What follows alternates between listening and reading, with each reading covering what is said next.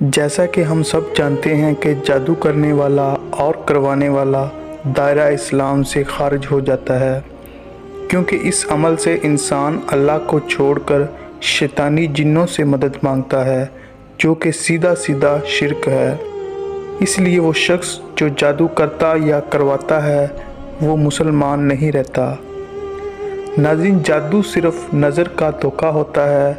انسان کو وہی کچھ نظر آتا ہے جو ایک جادوگر اس کو دکھانا چاہتا ہے۔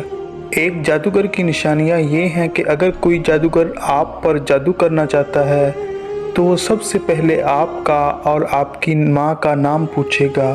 اگر آپ سے کوئی پرانے کپڑے مانگے یا کوئی تعویذ دے کر کہے کہ اسے جلا دینا یا فلاں جگہ دفنا دینا، کالا بکرا یا کالا مرغا مانگے تو سمجھ لیں کہ وہ آپ پر جادو کرنا چاہتا ہے۔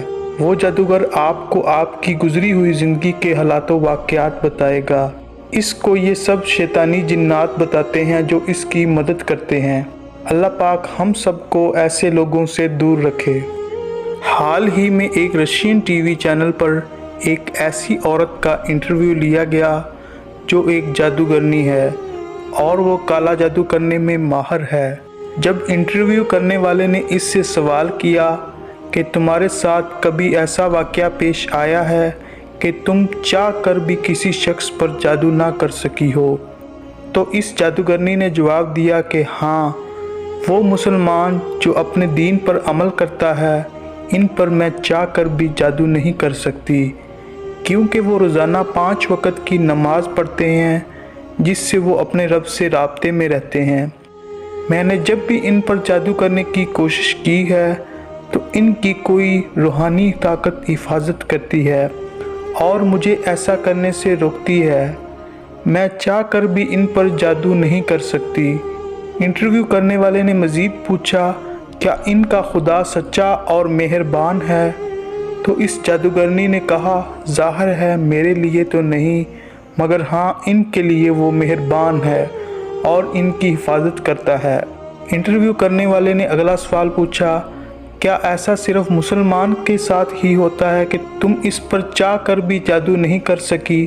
تو اس نے کہا، ہاں میرے ساتھ تو ایسا ہی ہوتا ہے۔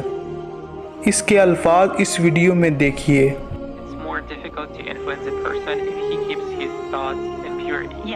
Absolutely. When faced with various religions, it is very difficult to influence Muslims. They are in a constant connection with the egregore. They do namaz every day and read prayers on a daily basis. They are constantly under some kind of a dome, so it is very difficult to influence them. When you start impacting a person, he begins to address in a prayer. Indeed, many of them are very different from those who come to church only when everything is bad in their life. They come to pray and then for 5 years they forget about God, some canons, and so on.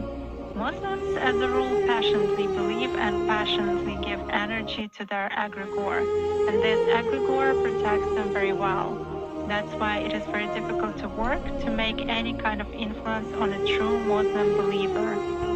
اللہ اکبر! یہ الفاظ ایک غیر مسلم جادوگرنی کے ہیں، نہ کہ کسی مسلمان کے۔ اللہ نے قرآن میں سورہ ہجر کی آیت 39 اور 40 میں فرمایا ہے کہ شیطان نے کہا، اے میرے رب، چونکہ تو نے مجھے گمراہ کیا ہے، مجھے بھی قسم ہے کہ میں زمین میں ان کے لیے معاصی کو مزین کروں گا اور ان سب کو بہکاؤں گا، سوائے تیرے ان بندوں کے جو منتخب کر لیے گئے ہیں۔ قرآن مجید کے انہی الفاظ کو یہ جادوگرنی دہرا رہی ہے۔